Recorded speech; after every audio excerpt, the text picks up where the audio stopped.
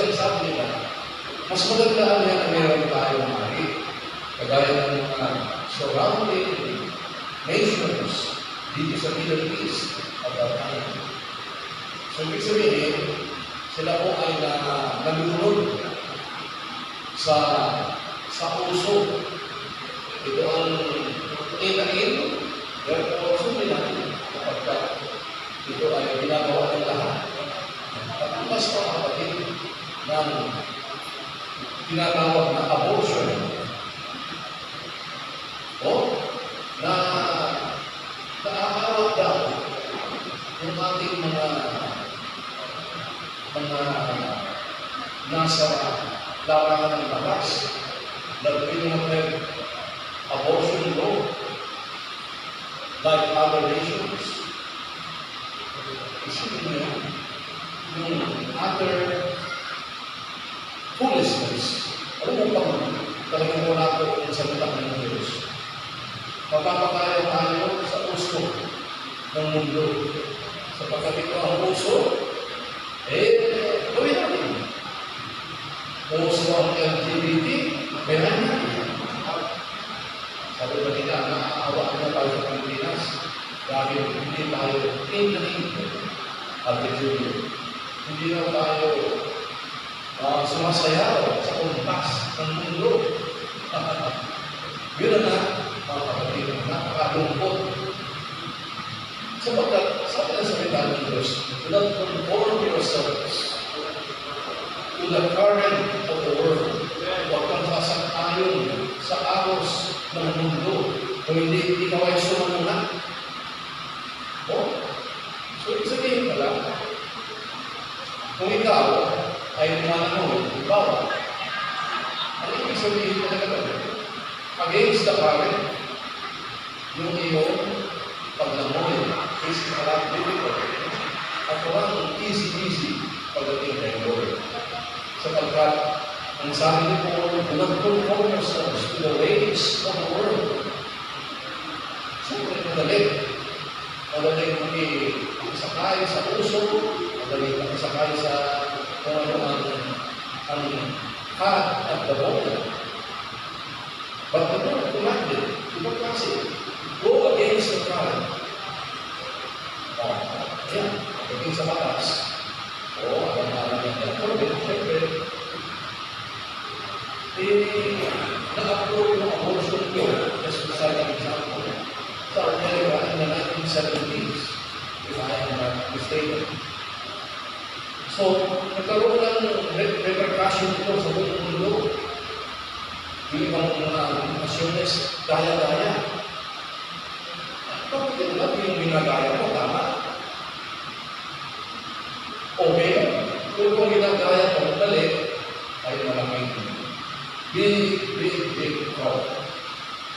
So, yun ang sabi ni Pablo Apostol, do not conform to the ways of the world, but you have to have the renewing of your mind. Pagbabago pala ang pag-iisip natin. Sapagkat yun po ang sinasabi ng salita ng Diyos. So, quickly, we go to this beautiful reading today. Na bata-bata pa, si Haring Solomon ay naging successor na ng kanyang tatay na si David. At ito ay siyempre niprotektahan ni Bathsheba.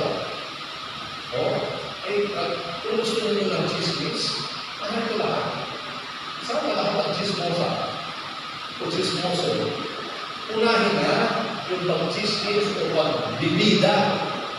Ibida mo na ang salita ng Diyos!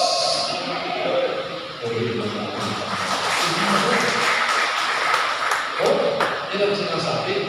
Doon sa Joshua na namin ang Pinoko 1:8, this book, the law, shall not depart from your mouth. Hindi raw ito mahihimalay sa iyong dila. Sapagkat ito dapat ang teleserye, hindi si Bato o si Padilla.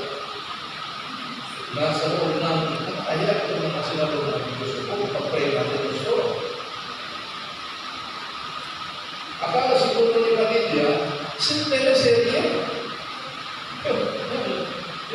napakabilis na drama nila noon kasi nagot. Ay, naku, kapatid.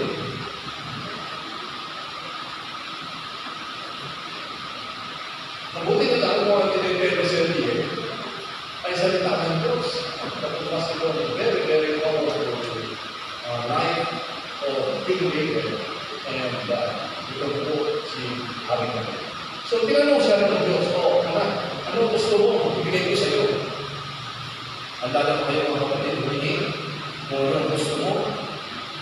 Tinanong siya, what do you want me to give you? Ang sabi, ako'y nagkawala sa aming Panginoon na hindi ka humingi ng long life. Number 2, ng paggaganti sa iyong mga kaaway. Hindi ka humingi ng kayamanan. So what did he say?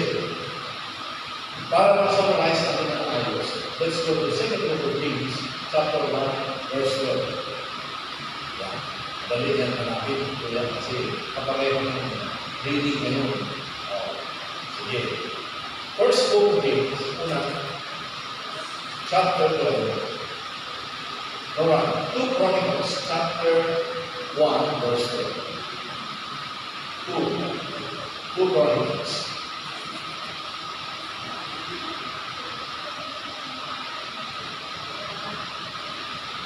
Chapter 1, verse 12. Yan. Okay, sige. Lakas.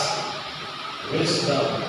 Open your mouth. 1, 2, 3. Wisdom and knowledge are granted to you, and I will give you riches, wealth, and honor, such as none of the kings that have who were before you, nor shall any after you have denied. Okay, Tagalog, lakas. Ipinagdalo ko sa iyo ang binibigay mo at hindi lamang iyan. Bibigyan mo kita ng kayamanan at karangalan na kailanman ay hindi pinamtan ng mga haring na una sa iyo at hindi kakanda ng mga susunod. Palakpakan ng malakas. Yan, salita ng Diyos. Mga kapatid, wow, exceptional. Ibang klaseng gift na ibigay ito. Noon, at ang susunod pang marami, hindi si Bill Gates, hindi si Elon Musk, o sino pang darating na mga prayer pa. Walang makakapantay sa ibigay ng Diyos. Promise to you. Kita mo? So, mapatagalog, mapa-English, ganun mo ang translation. Kaya ito, New King James Version, ang binasa natin, sa mga kapili kayo, King James Version, NIV, International Version, o ano man. Kaya hindi tayo dito sa shalom, sa lado, hindi ka lado. Kung gusto mo yung translation, enjoy. Hindi po yung Kapuli ko.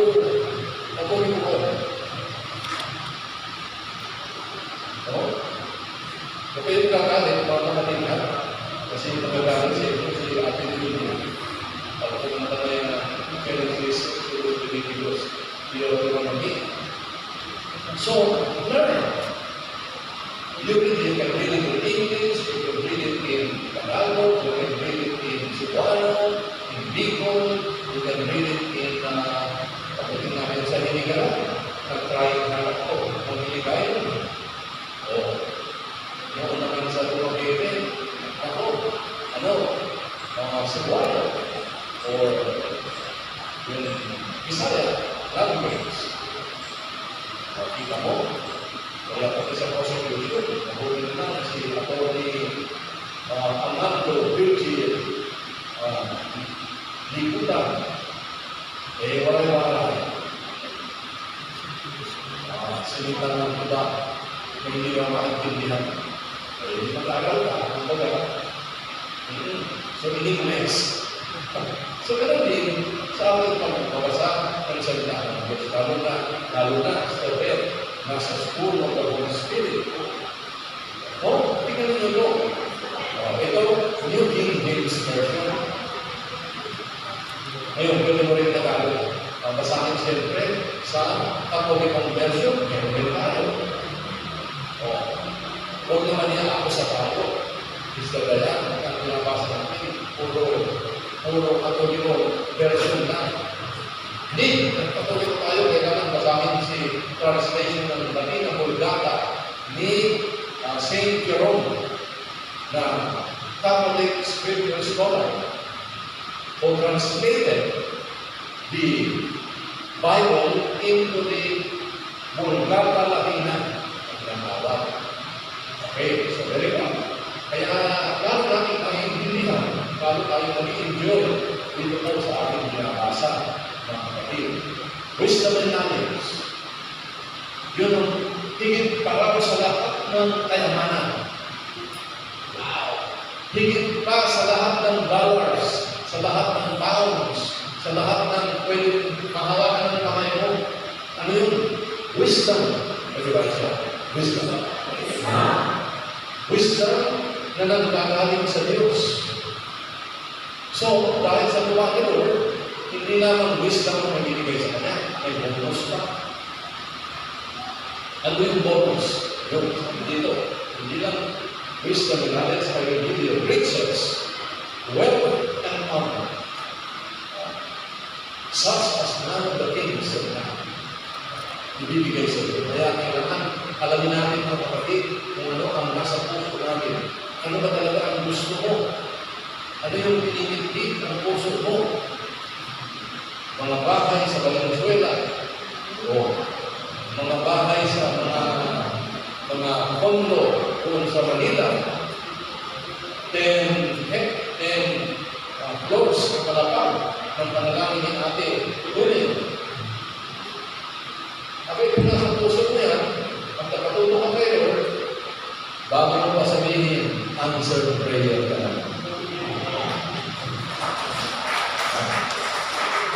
Kaya napakaganda, ngayon tayo, kami natin ang gusto.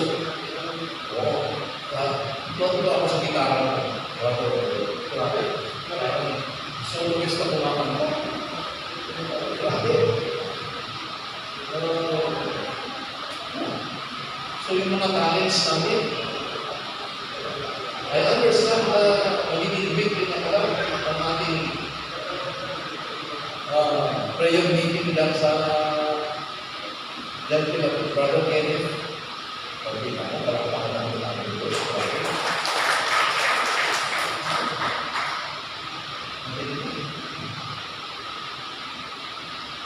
Nakakapagulo ng Diyos. Kagabi naman, we had a beautiful experience there in the UP subdivision. Ito po yung malaking tulong sa akin, yung mga Rose Martinez. Siya po ang nagpagawa ng aming marunong dito sa ating prayer mountain. Pero ang ito, si Sister Mary Marquez na umakyat na rin sa langit, same age as our dear Sister May Martinez went back home with the Lord just a few days ago. But we were there. Talagang ako'y nananalangin, nagdadasal ako ng mabuti na wala pa yatang kakilala namin na naging benefactor ng filled with wisdom.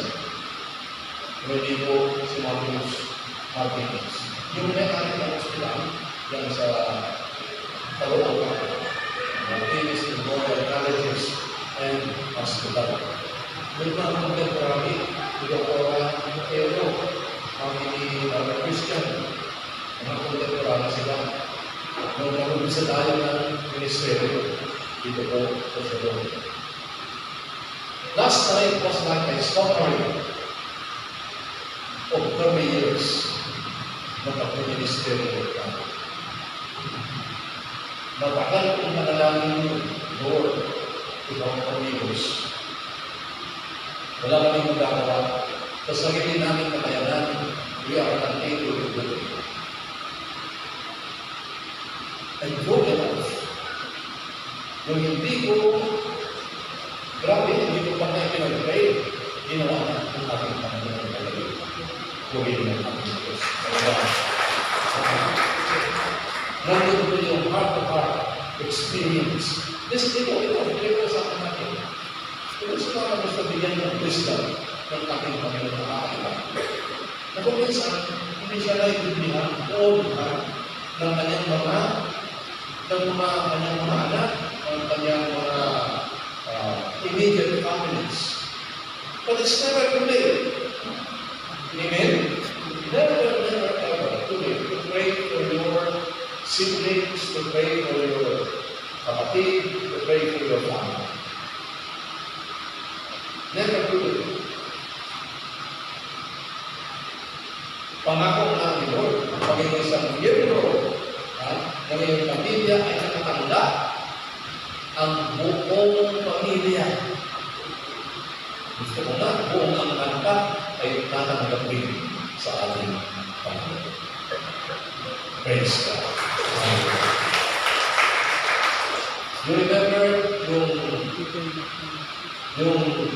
Roman guard who was about to kill himself. Ang suicide niya. Dahil kung lumindo doon sa bilangguan, akala ng guardia, tumakas yung lahat ng mga prisoners.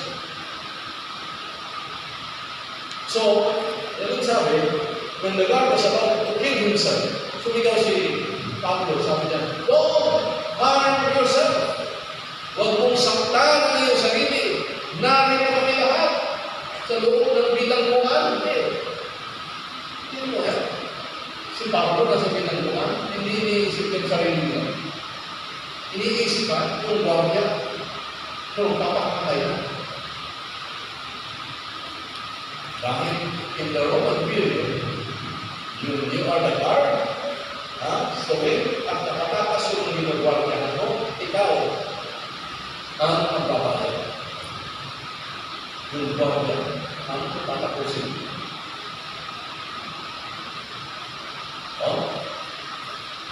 Pero may maganda sa pagiging guardia nasa langit.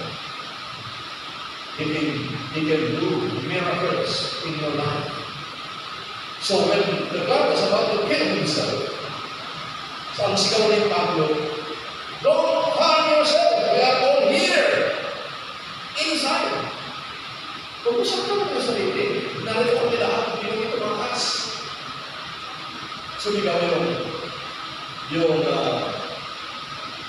guardia. "How can I be saved, sir?" Wala. Sumagot sa Pablo, "Receive Jesus as your Savior, and you and your household will be saved." Ikaw at ang iyong pamilya ay maliligtas. Kita mo mga kapatid, pagkilos sa Diyos. At, deep in my heart, ito ang nangyari ng Panginoon. Bakit ay man? Ito din ang nangyari ng Panginoon. Mga veterana yan sa Kristo. Pati siya ako ng Kristo. Hindi kaya tayo pinapangalan si Kristo eh. Nalalaka ka.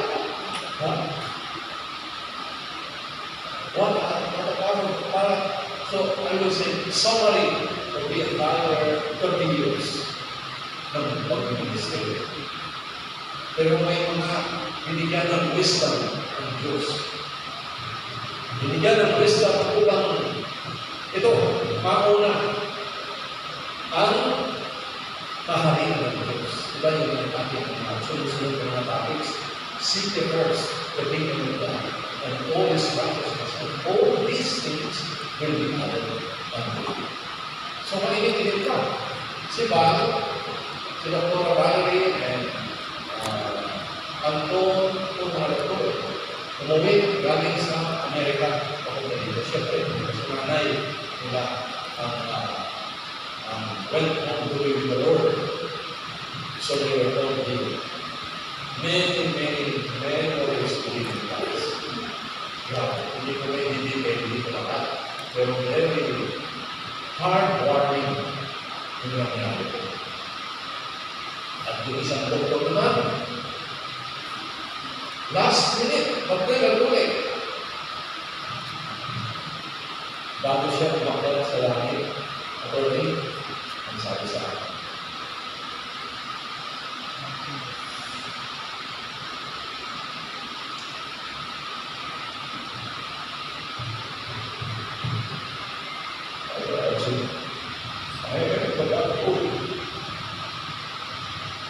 Sorry.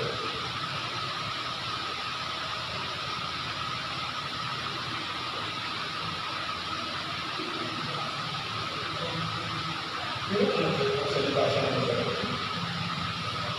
Di ba, kasama ko pa ang kapatid niya.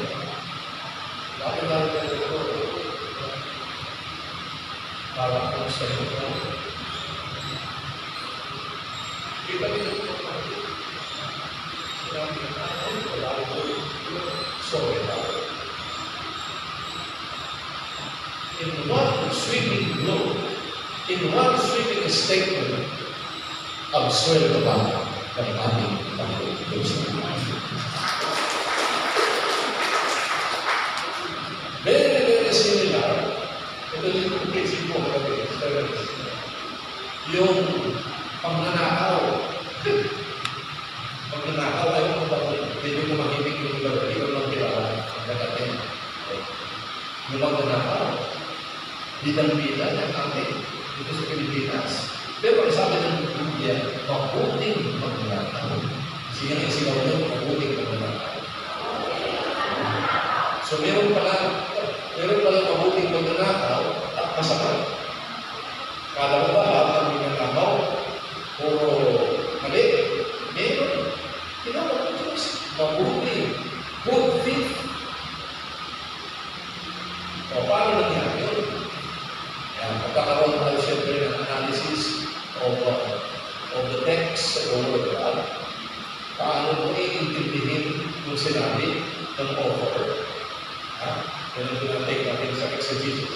Yung mabuting pagnanakaw, said to Jesus, Lord, remember me when you go into your kingdom. Kapatid ko mga patuloy ko, hindi na kapag-umpisa yun. Hindi natin na ito, kung magagalit. Hindi rin namin niya lang. Kaya na naman si Jesus, bababa pa doon. Kaya baka tayo sulit, hindi makakapit siya.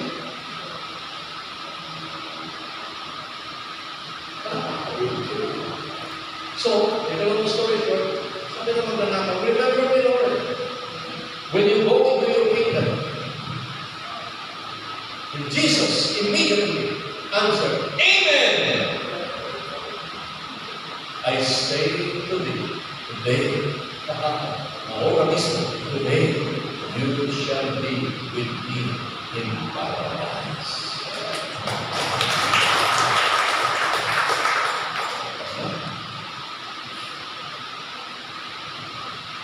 Kaya yung mga anak mo, kung yung sasala, ang kapatid, sige mo, ako na, 10 taon, bago ko makonvinsin, yung kapatid ko, hindi ko lang ba?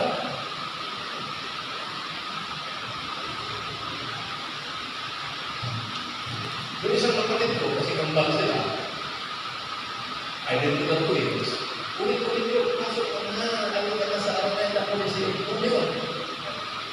At the beginning of our Holy Week celebration.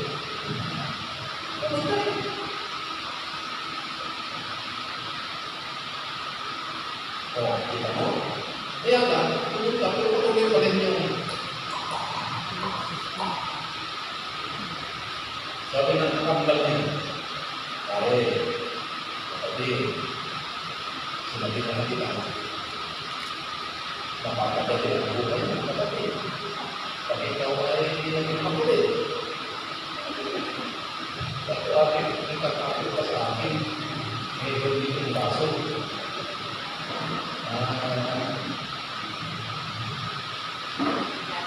Sabi ko, puso. Pero yung iba nagtatago. Dahil mali-mali ang larta, ang ginawa sa Pilipinas. So, ano ang ginawa natin? Ang papatalit na ng muna. Sa Czechoslovakia, isang bangon ito. Kaya alam nyo, oo, may mga tayo kumama ito. Papamatalo pa yung mga trials ng mga senador. Ibang klase ng senador ang nakagusta. Sigurado. Amen? And one day, guys, one day, all of us will be in front of the tribunal of God. Nasa kanan, yung mga tupa, nasa kaliwa, yung mga pig. Pero sa katabi mo, magpili ka na sa dalawa.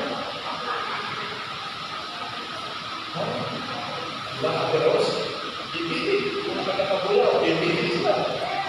Kung saan linya sila, ipila. Tatawa-tawa tayo mga kapatid, pero sinusunod-usapan niya. Kaya habang may time pa, habang may oras pa, huwag mo na lantayin ang mga huling hibla ng iyong hininga. Habang may oras pa, habang may panahon, habang may opportunity pa, take it like the good thief. Remember me, Lord, when you go into your kingdom. Jesus said, Amen. Sabihin siguro ng iba, gagayahin mo lang yung bago. Sisigaw mo lang ako, Lord, remember me. No, hindi ito gaya-gaya. Yung circumstances mo, iba. Amen? Hindi ito gaya-gaya, hindi pwede. Kasi kasalanan mo yung magnanakaw na mabuti. Yung masamang magnanakaw, dumiretso yun sa gumagabraw. Oo, dahil nag-challenge pa si Lord. Diba? Sabi niya, kung ikaw na ay Diyos, iligtas mo sarili mo, kalimalik-alik. Ay, sabi ng Lord ko. Diba? Pinagalitan mo ng pamuting mo na ako. Ito sa salita ko. Dahil ito nasa gitna natin, okay siya. Wala kasalanan niya. Tayo, dalawa, dapat lang. Oo. Kita niyo? So, balikan po natin ito na kapaganda. Balik mo sa Luis sa 2, 1 verse 1. Yun din ang sinasabi dito sa ating nagbasa.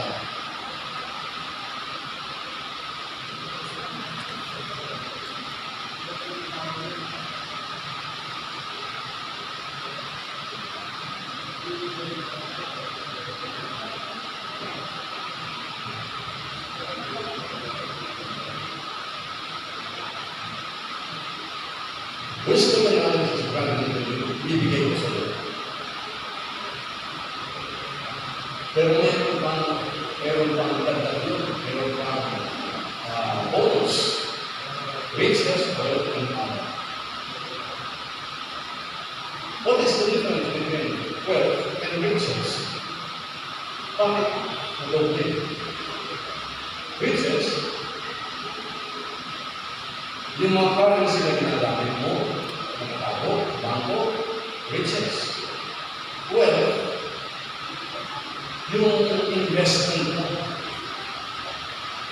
Yung investment mo na may kasamang wisdom. Oo, may kasamang wisdom. Ibig sabihin, yun ay talagang natanggap mo sa ating Panginoon na meron pong kasamang blessing ng ating Panginoon. You are attained it by means of discipline, long-term thinking. Ano ba yung ating yung mga money matters? Kailangan long-term. Sabi ng isang rabbi, pag ikaw niya ay pinagpala, huwag mo siya yung padaan ng mus, may ikaw bless the best. Baka maingit sa iyo, ako na rin yung mga plano mo sa pagdali. Tama naman. Maingat sa bilang. Kaya ito, si Joseph the Dreamer, medyo mahaba-haba yung dita niya. Nagpaplano pa rin. Sabi niya, kung ang gagawin. One day, you, my brothers, will bow before me. Pati kayo tatay ko. Pero, kung nasa Egypt na siya, nagtagumpay na. Pero yung process ng going there, okay. Ipaglag sa loob, ipinagbigay sa isang kaibigan, inagyos ng Mrs. Potiphar, ay naku, nakakatakot na testing. Ibig sabihin, bago ka pala i-promote, dadaan ka muna sa mga lilinding practice at pagsunod. Wala akong instant promotion. Lahat tayo dadaan. Kasi pumasok sa ulo mo, ako na rin ang plano ng Diyos. Di ba? Ako lahat tayo. Dadaan tayo sa magdilinding mo na pagsubok before you know.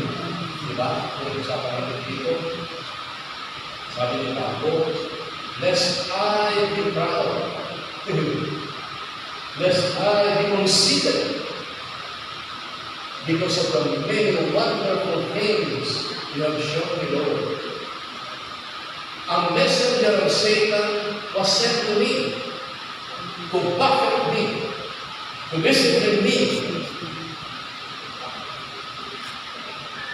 so that I can remain humble.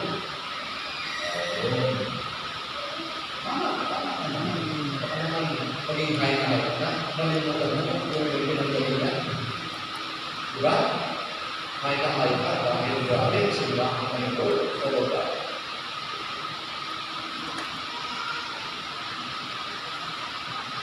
So, marunong talaga ang Diyos. Kaya kung mayroon mga tinatawag ko ng messenger of Satan to buffet me. So, pag ikaw ay dinidisiplina at ikaw ang umaaray, hindi mo yung buffet. Palitan mo yung verb ng noun. Ano yung noun ng buffet? Buffet. Buffet sa Vikings. Pagkain natin. So, pag ikaw naman ay masyadong distressed o stressed, naaasar ka na sa sarili mo, kapag saserve mo, nakakainis. Signal number 1 na yan. Pero cool ka na. Dahil pag stress ka na, ang kailangan mo, research. Balik na rin mo ang distress, plural, research. Kailangan mo ang unit ng ice cream. Kailangan mo ng halo-halo. Para ulit yung sigla mo. Kaya sumigaw mo si Elijah nang sabi sa kanya ng anghel. Kasi sabi ni Prophet Elijah, ayaw ko na mabuhay, Lord. Ako pagod na. Hinahabol ako ni Jezebel. Gusto akong patayin. Dahil pinagpapapatay ni Elijah yung mga pari ng Baal. But there was power in Mount Carmel. Dahil hindi pa tapos yung dasal ni Elijah. Grabe, sumunod na ang ating Panginoon. O dahil dito, nagtatapos siya. Dahil nahabol ni Jezebel. Mga kapatid, talagang mapagaling siya. Kaya sabi ni Prophet Elijah, Lord, ako'y pagod na. Kunin mo na lang ako. Ganyan ang prayers ko. Kunin mo na ako. Sabi ng anghel, kaya, huwag ka na, gutom mo na. Kain na ko na, halo-halo dito. Kain ka muna ng pandisalan. Kain ka muna ng suman, kain ka muna ng Ezekiel 4:9 bread. Alam mo ito yung mga book sa inyo, pag-aralan Ezekiel chapter 4 verse 9. Ang tawag ko na yun, Ezekiel bread. So, kumain siya. Kung kumain, takbo ulit. Sila yung mga pagtumakbo, talo ba yung karahe? Talo ba yung mga magiging tumakbo? Bakit sapagkat pinulungan sa ng Panginoon Diyos? So, sa ating pag-serve, sa ating Panginoon, mga kapatid, naroon mo tinatawag na nag-distress ka na naaano ka na parang gusto mo nang bumigay. Pero kung nang nalilipan, siguro kailangan na yan. Ang sinasabi sa iyo, anak, kung isa ka lang ng iyong mga pagsubok, hinihingi na kita. At hindi ko i-allow 1 Corinthians chapter 11, verse 17.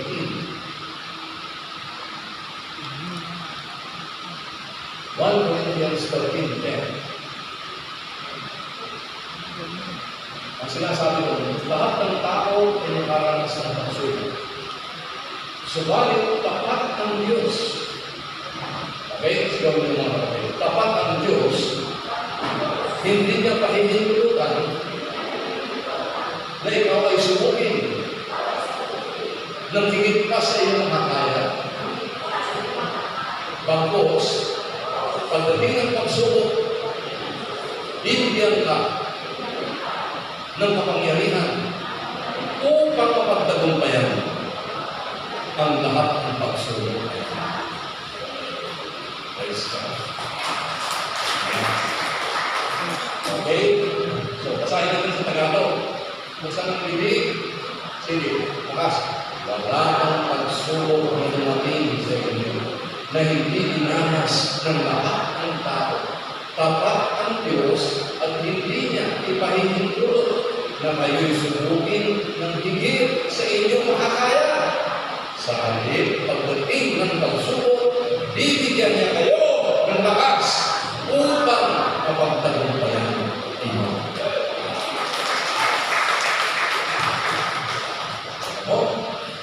So, tanong nyo yan. Alam nyo hanggang saan ang capacity mo. Kumalit, alam nyo kung saan ang capacity mo sa iyong pagkasunod. Kaya huwag kang mangingilawa. Pero pag nagkatumpay ka naman, huwag kang masyadong kain-kain. Baka mag-carry away ka. Ayaw nyo, kung sinabi ko kanina, parang hindi ka na makataas sa ground. Dahil you are very, very high already. And you should be. Sa halip na ikaw ay pagod, itik, bansa, ikaw ay kakilan. Amen? Dapat na maakyat ka sa pagdato ng tagumpay. Dahil kasama mo si Lord. Hindi sa sariling kakayanan, kunin ang ating Panginoon Diyos. Alam mo dito. Ginagabayan ka pala ng Lord, dahil kayo Lord. Lahat ng iyong pinaplano sa buhay, hindi kita iiwan. Hindi kita pababayaran. Sabi ng Panginoon. Kaya mga kapatid, bakit tayo nagpasalamat sa Kanya? Oo, dinidilihin mo ang aking salita, araw at gabi.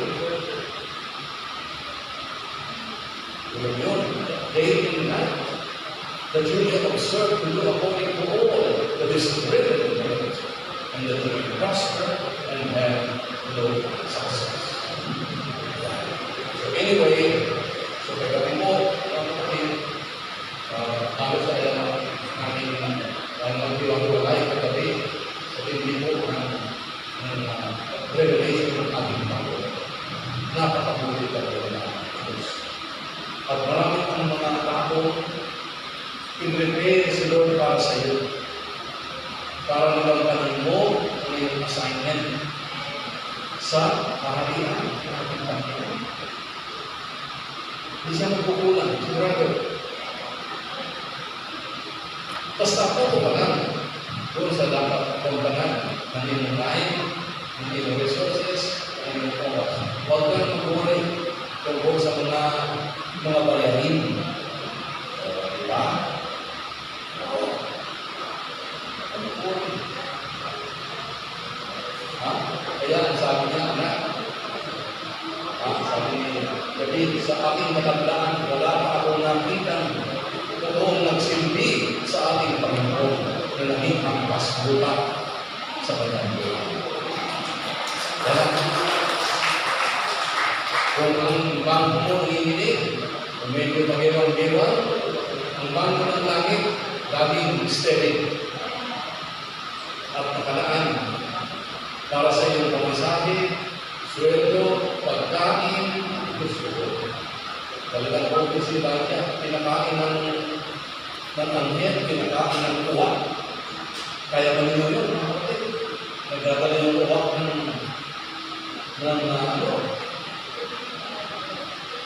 ng steak. Well done. Meron pang pinabili na siya, kung present rare. Si Jesus nandun. When he resurrected, ang sabi niya sa mga apostle ko, ano ba ang makain natin dyan? Ano ba ang makakain natin dyan sa almusaran? O siguro walang maibigay, si Jesus ang nandun. Yung bato, makikita mo rin sa Near Galilee, sa Israel. Dito nagluto si Jesus at pinakain. Sapagkat yung mga alagad niya naglutura kung talaga bang siya ay buhay. Napatala natin, resurrection na yun. After the resurrection. So pag kumain, sabihin, katawan at espiritu. Ang tanongin, ano ba makakain natin dyan? Ano niluto nyo?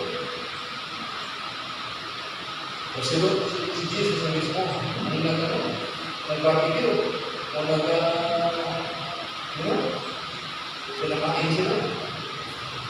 Wow, grabe, no? Ibig sabihin, Jesus rose from the dead, both body and soul. Kaya, sa dapat sa Diyos ng kapatid, time check, 11:35. Dahil po, magpapas lang po.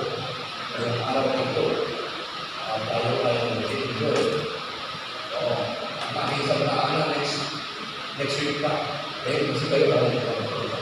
Diba sa ating mananagumpay ang makasananin at ang pananangin. Mapagmahal na Ama, sa ngalan ni Jesus, dalangin ko, Diyos, na ako rin ay mabigyan ng wisdom and knowledge na ibinigay kahit aking sulok. Salamat po, Diyos, na walang limit ang iyong na ibinigay sa iyong mga pinagpala. Thank you, Lord, for this day. I bless po kami lahat. At makita namin ang tunay na kahulugan ng wisdom and knowledge. In Jesus' name. Amen.